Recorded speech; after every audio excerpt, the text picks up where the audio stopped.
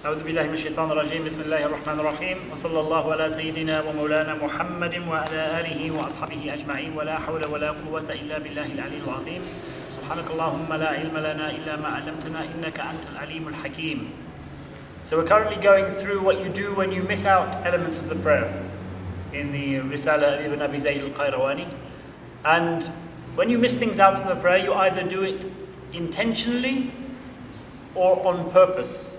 You do it intentionally or on purpose, or you do it because you have forgotten that you have not done that thing, or you forgot about doing that thing, or you do it because of ignorance. You don't know that the prayer requires you to do that particular thing. These are the three different things. You either do it on purpose, intentionally, or by accident, you miss it out because you lose focus, or because you are ignorant as to the form that the prayer should take.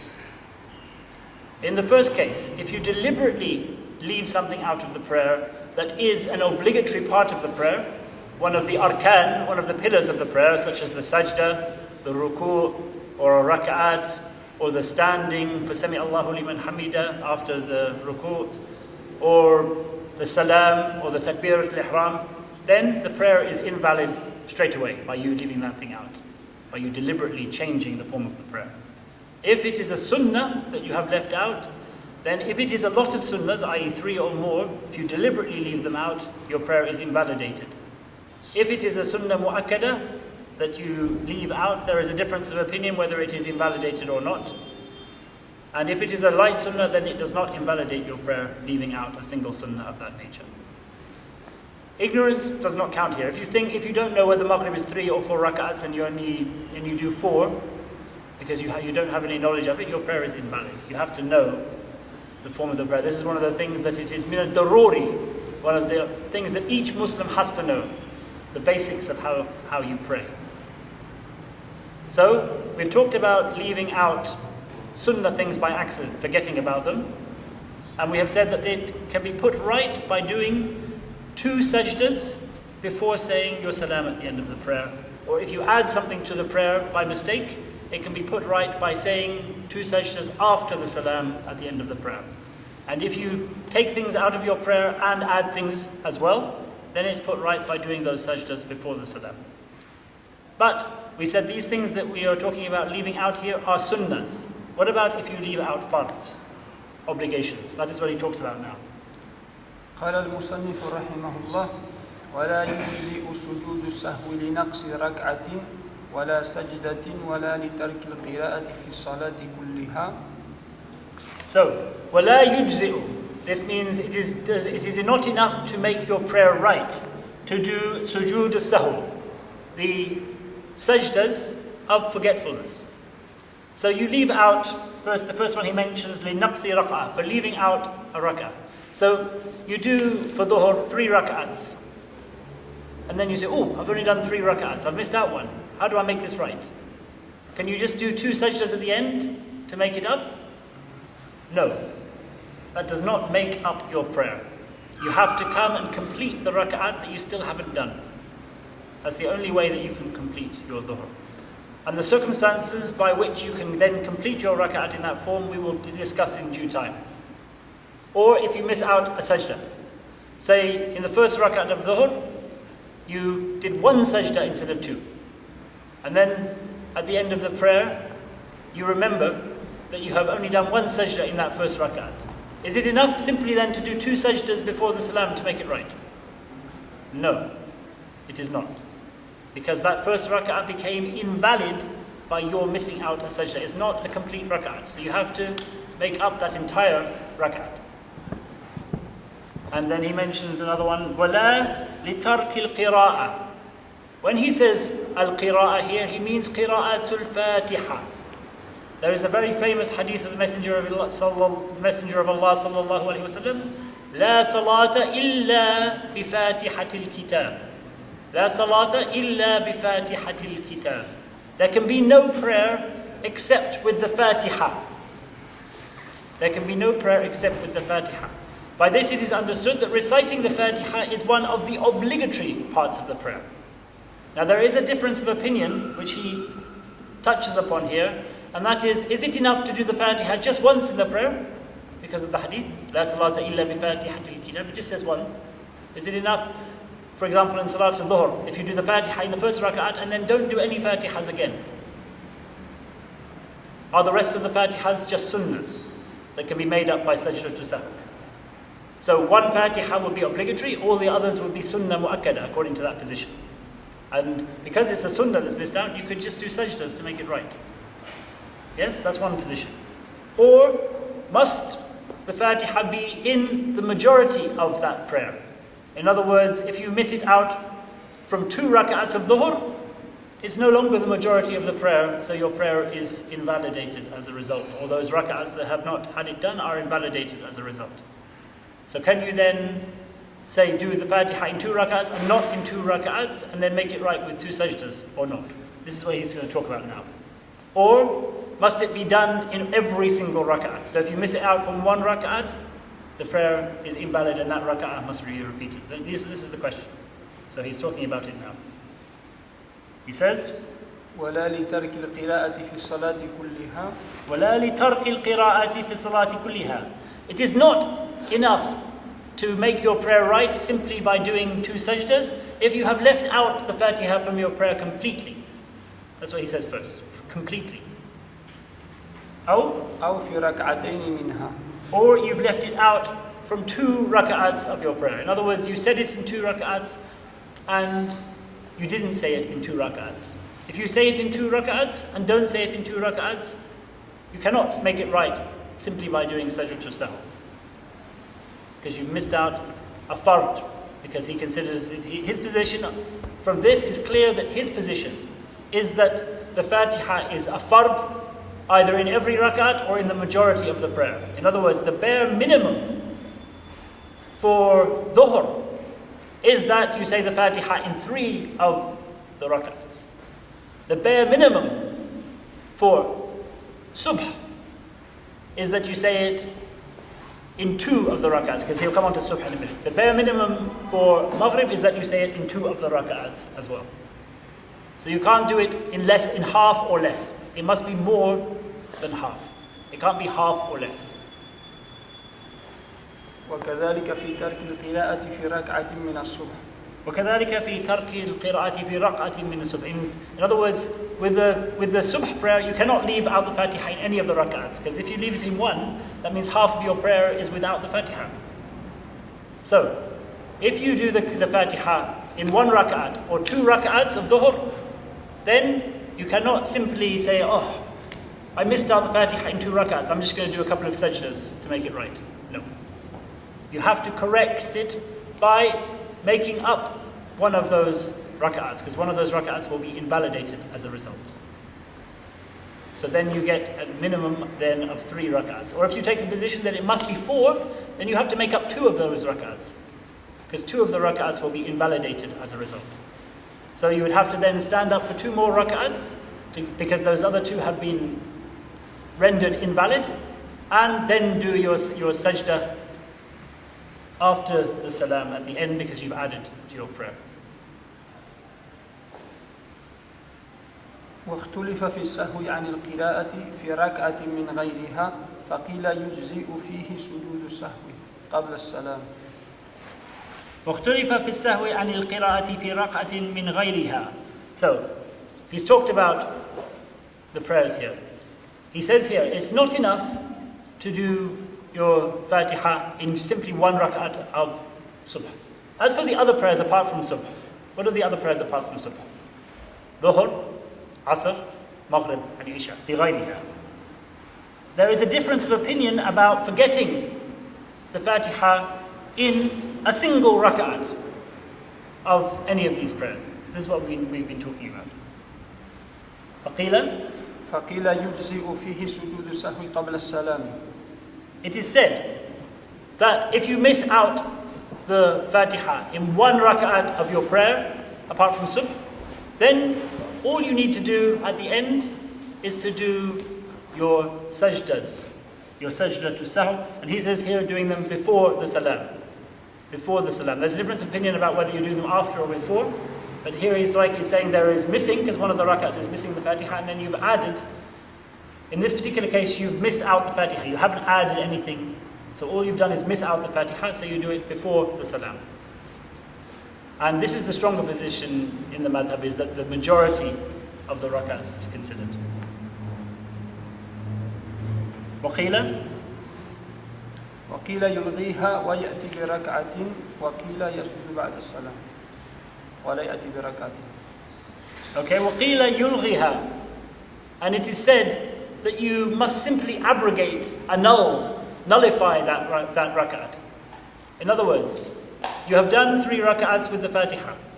Then you have done 1 rak'at without the Fatiha and then said Assalamu alaikum. And then you remember, I forgot the Fatiha in that rak'at. What do? You must stand up and do another rak'at because that one is nullified, null and void. This is the other position, which is, they say is the weaker position in the madhab. But then you've added another rak'at, so you have to then do sajdas after the salam because you've added to the prayer in this instance. Because that other rak'ah was nullified, like it doesn't exist. But you've done extra movements. وقيل يلغيها ويأتي بركعة وقيل يسجد بعد السلام ولا يأتي بركعة ويعيد الصلاة احتياطا وهذا أحسن ذلك. وقيل يسجد قبل السلام. You have it بعد السلام. بعد السلام. It is also said that you do your sajdas after the salam and don't repeat the rak'at because you have missed out the Fatiha. As I said, there was a difference of opinion whether you do it before or after. But he says here, it is also said that you do it after the salam, the sajdas, and don't repeat a rak'at, but then repeat the whole prayer in order to be sure that Allah subhanahu wa ta'ala has had a properly accepted prayer from you. And he says this is the one that he prefers the most because it's the one where you've taken the most precautions to make sure that everything is okay between you and your Lord. It is the one you've taken the most precautions to make sure that everything is okay with your Lord. So, according to this position, the Fatiha in every rak'at is not obligatory, but just to be on the safe side, you do the whole prayer again.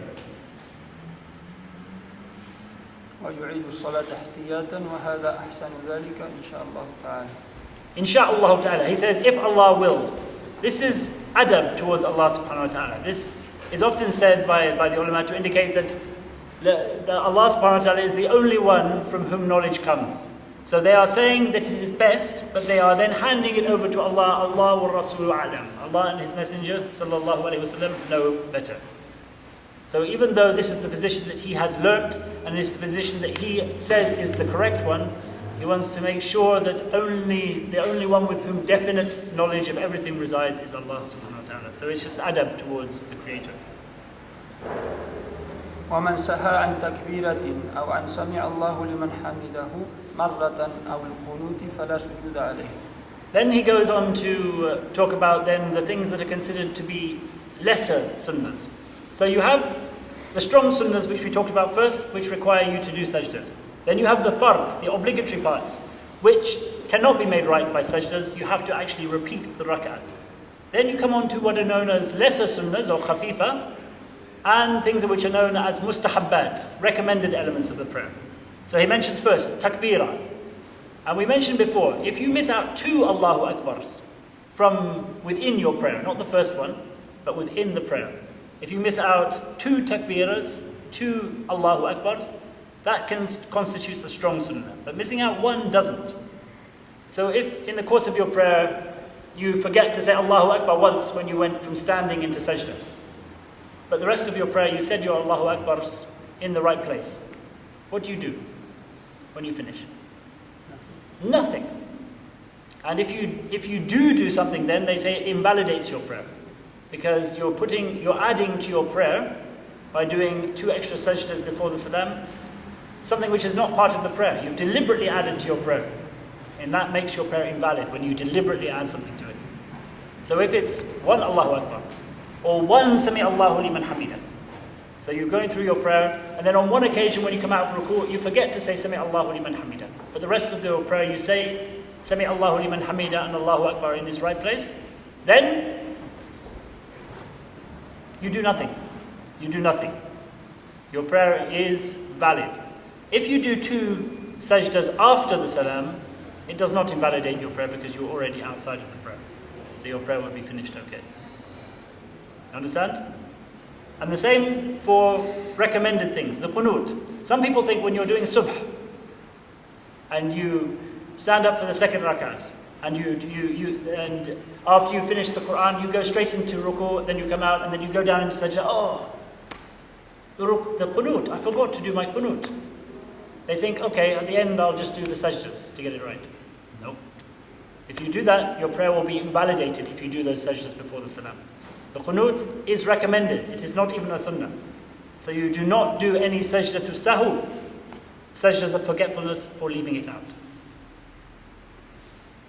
ومن انصرف من الصلاة ثم ذكر أنه بقي عليه منها شيء فليرجع إن كان بقرب ذلك فيكبر تكبيرة يحرم بها ثم يصلي ما بقي عليه وإن تاب. Right, now we're talking about what happens if you forget a part of your prayer that is obligatory on you. How do you make it right? If you finish your prayer, when he says whoever insarafa min salati, means whoever says assalamu alaikum, you say assalamu alaikum from your prayer. Then after you finish your prayer, you remember that some part of your prayer that is obligatory on you, you have left out. You've only done 3 rak'ats instead of 4. You missed out a sajda, you missed out a fatiha, as we've been saying, or 2 fatihas, and so on and so forth. What do? He says, if you've missed out something, then if it is still close to the time, and as we said before, how do we define being close to the time? Well, in a period of time whether you've left the mosque, the ground. Whether you've left the mosque or not, or as determined by the usual custom of the land, what they determine being a long time as being. Because you could stay in the mosque, for example, for an hour afterwards and then suddenly remember then. You've not left the mosque. Is it alright to do it then? No, because generally speaking, in nearly every culture, an hour is considered to be a long period of time. And what if you do the 3 rak'ats and you don't remember? Well, you don't remember ever. You don't remember ever. If you don't remember, I mean, like if you missed it, but you don't you never remember. Well, that's something that Allah subhanahu wa ta'ala, He doesn't take you for task for the things that you overlook. If you never ever remember, then you can never ever set it right. And if you praying and while you're praying it slips, if you did 3 or 4 and you this this is a matter that we will come to tomorrow, inshallah. We'll go into the matters of when you are unsure about how many you've done or not. Now we're just talking about the fact that you are sure that you have missed something out. You remember afterwards. How do you set it right? If a short period of time has passed and we have defined it as leaving the mosque according to Ashhab, or according to Imam Malik and some of his other students, like Ibn al-Qasim, it means what is determined by the urf of the land, a short period of time. The ways that it is determined also is if you enter into another obligatory prayer, even if you enter into it straight away afterwards, the opportunity is gone to make that other prayer right. So leaving the mosque, entering into another prayer, or when a long time has passed according to the custom of the land.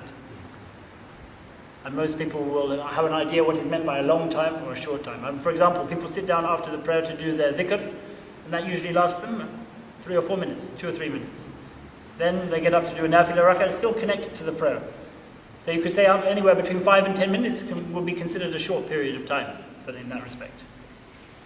Is it also considered like when you start talking with someone about yes, when you completely leave the whole atmosphere, not just necessarily talking, because there's a hadith of the Messenger of Allah sallallahu alaihi wasallam, which is known as the hadith of Dhul Yadayn, because he was the companion who said to the Messenger of Allah sallallahu alaihi wasallam when he prayed 2 rak'ats, "Anasita am qasarta ya Rasulullah?" Did you forget, or have you made the prayer short, Messenger of Allah sallallahu alaihi wasallam? And the Messenger of Allah sallallahu alaihi wasallam replied, he answered back, "Lam ansa wa lam aqsur." I did not forget. In other words, I wasn't out of forgetfulness from me. It was Allah subhanahu wa ta'ala who made me forget in order to teach you something. Wa lam aqsur. I did not shorten it. And then he asked the others who were present, أَحَقٌّ مَا قَالَ ذُو الْيَدَيْنِ. Is it true what Dhul Yadayn said? So he engaged in a conversation with the other people present. And they said, Na'am ya Rasulullah. So he stood up and made up the 2 rak'ats that were remaining. So there was some form of speech that was taking place amongst people in between the prayer being made right. So it doesn't necessarily mean that as soon as you enter into a conversation with somebody, your opportunity is gone. But if it's a lengthy conversation with something that's not connected in the slightest to the prayer, then that's a separate matter. Yes, yes. Something Completely extraneous. But as we have said, if speech, as we're going to come to in a minute, if it's out of forgetfulness that you are engaging in speech, a small amount of speech is okay. It is determining what is meant by a large amount that is the difficulty. So 1 or 2 things and then you remember, yes. But if you are engaging in a long, drawn-out conversation and then you remember, that's it, opportunity gone, because that's a lot of speech. But anyway, we will stop it here, but just so you know, when you set it right, you have to do it in the full way that you enter into the prayer. You say Allahu Akbar, in the same way you raise up your hands, then you go and sit into in the position from which you had to go. So you said Assalamu alaikum after 2 rak'ats. What do? You say Allahu Akbar, then you sit down in the position from which you would rise, and then you stand up from that position. So you are going into the position from the correct place, because the takbir of going into any position starts with you being in the previous position. So whenever you try and set it right, you have to go into the previous position and then start from there. So you sit down. Or, for example, if you said Assalamu alaikum after 3 rak'ats, how do you set it right? You have to go back, say Allahu Akbar, then go back into the sajda and then come out of the sajda. Because you should be coming out of a sajda in the 3rd rak'ah, not from a sitting position. You understand?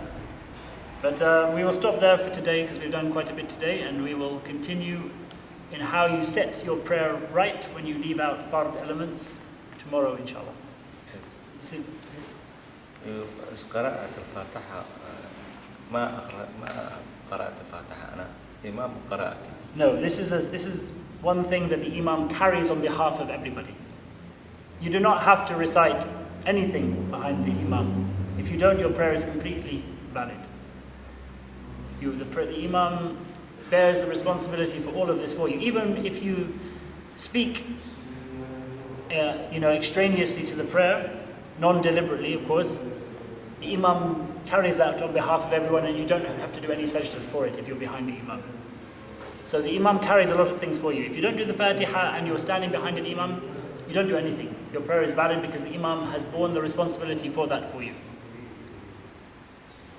بسم الله الرحمن الرحيم الحمد لله رب العالمين الرحمن الرحيم مالك يوم الدين إياك نعبد وإياك نستعين اهدنا الصراط المستقيم صراط الذين أنعمت عليهم غير المغضوب عليهم ولا الضالين آمين سبحان ربك رب العزة